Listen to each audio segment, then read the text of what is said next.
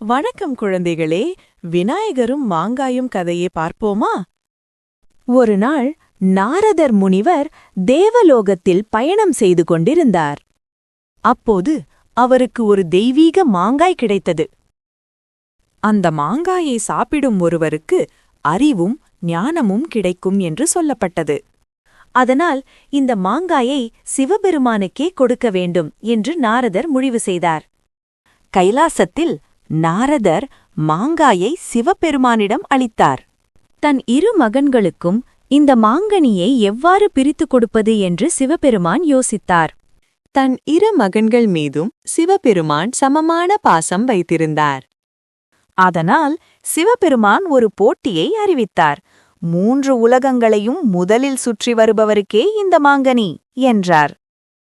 முருகன் தன் மயிலிலேறி 3 உலகங்களையும் சுற்றி வர கிளம்பினார்.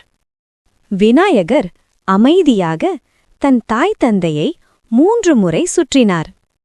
அறிவையும் ஞானத்தையும் பாராட்டி சிவபெருமான் மாங்காயை விநாயகருக்கு கொடுத்தார்.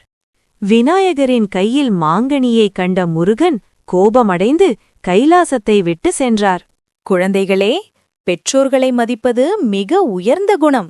நம் வாழ்வில் அறிவும் ஞானமும் இருந்தால் எந்த வகையான சவாலையும் எளிதில் எதிர்கொள்ளலாம். இதுவே இந்த கதை நமக்கு சொல்லும் பாடம்.